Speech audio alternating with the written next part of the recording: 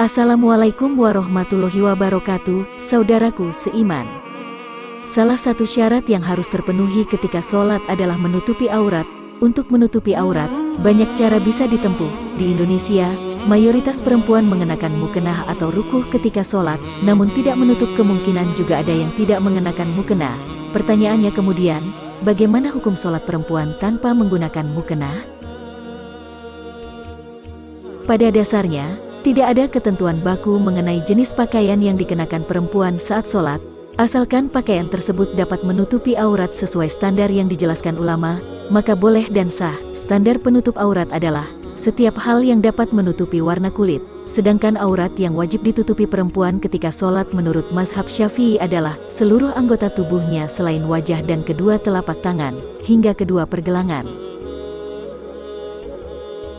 Syekh Muhammad bin Ahmad Al-Ramli menjelaskan, dan wanita merdeka meski anak kecil, wajib menutupi seluruh badannya selain wajah dan telapak tangan, baik bagian luar ataupun dalam, sampai dua pergelangan tangan. Kewajiban menutupi tersebut, dengan penutup yang tidak menampakkan warna kulit kepada orang yang melihatnya dalam majelis perbincangan, meski dapat memperlihatkan lekuk tubuh.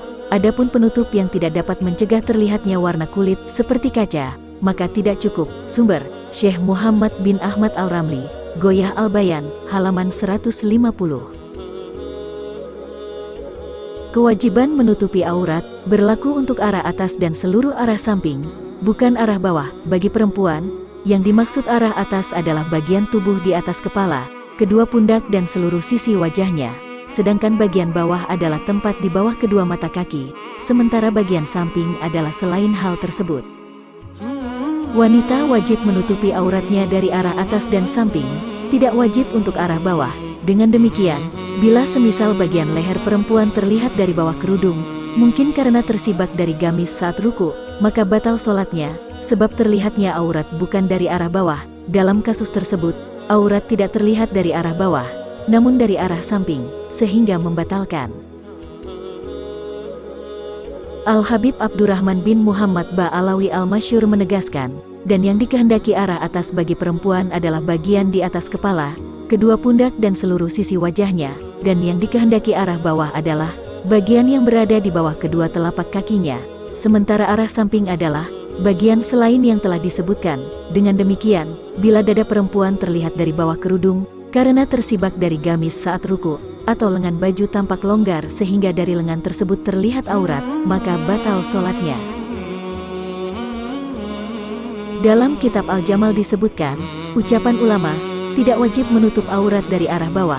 Maksudnya, meski bagi perempuan, maka, bila aurat terlihat dari ekor bajunya saat ruku atau sujud, bukan karena menyusutnya pakaian, akan tetapi karena menempel dengan kedua tumitnya, maka tidak bermasalah. Sumber, Al-Habib Abdurrahman bin Muhammad Ba'alawi Al-Masyhur, Bugiyah Al-Mustarsyidin, halaman 67-68. Khusus untuk bagian telapak kaki, tidak boleh terlihat meski dari arah bawah. Namun, bukan berarti perempuan wajib memakai kaos kaki, karena untuk menutupi bagian telapak kaki, cukup tertutupi dengan lantai. Syekh Abu Bakar bin Syatta mengatakan, wajib menutupi aurat dari arah atas dan samping, tidak wajib dari arah bawah. Ucapan Syekh Zainuddin, wajib menutup aurat dari arah atas dan seterusnya. Hal ini dalam selain telapak kaki nisbatnya perempuan merdeka. Adapun telapak kakinya wanita merdeka, wajib menutupinya hingga dari arah bawah, sebab bagian dalam telapak kaki adalah aurat seperti yang kamu ketahui. Benar demikian, namun cukup menutupi bagian dalam telapak kaki dengan lantai, sebab dapat mencegahnya untuk dilihat, sehingga perempuan tidak diwajibkan memakai semisal muzah atau alas kaki.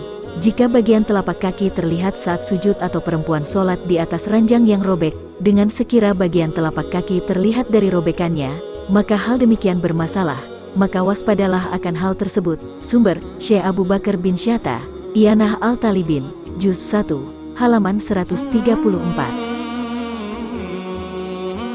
Melihat beberapa referensi yang telah disebutkan, dapat dipahami bahwa sholat tanpa mukena sebenarnya tidak masalah, asalkan sesuai dengan ketentuan sebagaimana penjelasan tersebut.